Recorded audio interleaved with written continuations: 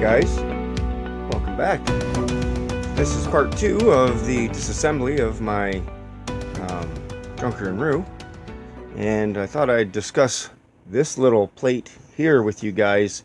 And as you can see, there's a little bar moving right here, and that's your eject for your bobbin, or your boat in this case, your shuttle.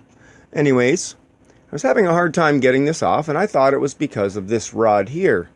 And it turns out there's a little lever, sorry, bang my camera there. There's a little lever that actually goes in here, and it actually catches that groove.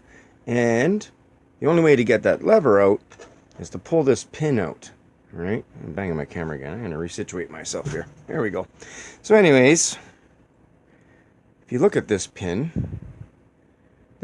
goes down inside of here, and it sticks out just a bit. You can see there's a mark on it there from me taking it out, and it just gets punched in there and holds this in there, and this has a little hook on it, and that catches this cover from getting out. So if you guys are trying to get that out, you're going to have to remove this little lever and this pin. Well, you're going to have a difficult time. I tried using a pair of vice grips to pinch onto it and tap it out with a hammer. Would not work. Tried pliers, of course. And I end up having to resort to, if you guys are going to try to get a pin out and you can't get in there, if you look, it's really tight to get inside of that little spot right here, right? So if you have a really difficult time, you can take a pair of side snips and you can actually pinch onto the pin, okay? And don't go too hard or you're going to cut it, but pinch enough so that it bites in, and then you can tap that out with a hammer lightly, and use a little bit of force if you have to, but I mean, tap it out to the point where you can get it to start coming out and squeezing on that. It's the only way you're going to be able to grab that pin and get it out. So I just thought I'd give you guys a little tip on pulling that pin out, because it's the only way to get this cover off. And now I can take this cover all the way out, and I actually see that rod is riveted to the plate there, as you guys can see. So, and you can see where this hook would stop, and it kept grabbing here, and there's no way to depress this to get it out. I noticed I was trying to see if I can get this to come up to release the cover, but it would not. So there you guys go.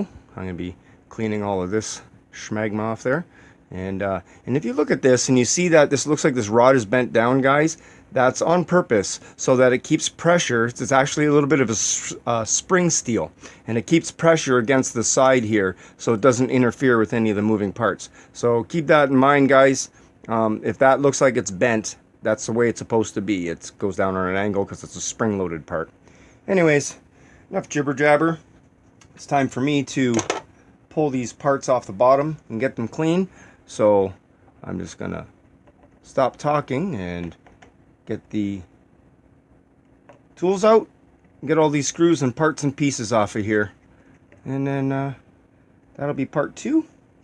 And next time you guys come back, you're gonna see the paint job I gave this machine, and hopefully you guys will like it. Anyways, give me 1 minute to get my tools, and I'll be right back.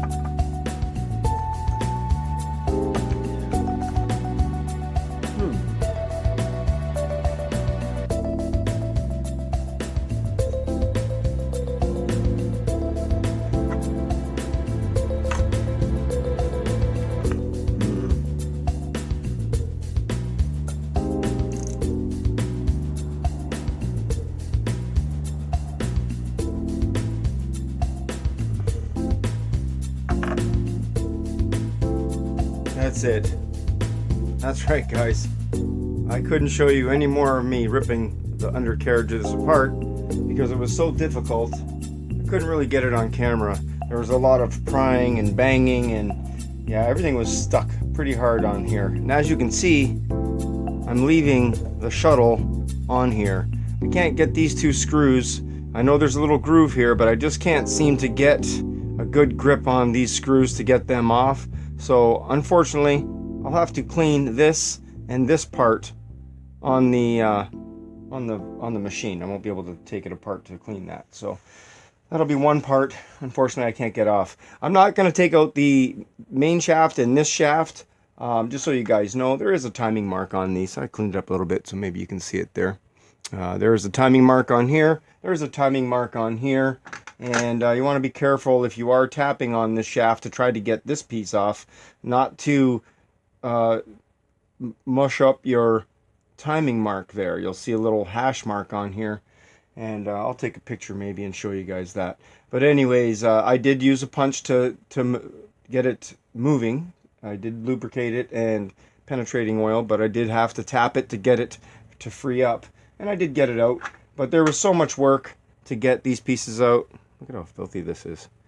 It was a lot of work to get these pieces out, and I couldn't get on camera. To the point, guys, look at this. I even injured myself. Look at the blood blister I got here, trying to hold tools and hammer at the same time and pry.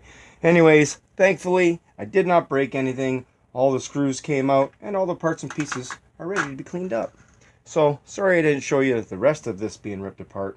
But I'll tell you what, before I show you the paint job, I'll show you this all put back together nice and clean, how it should be. And then I'll show you the top side.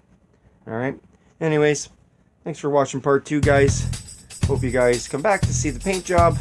And until then, stay safe. We'll talk to you soon.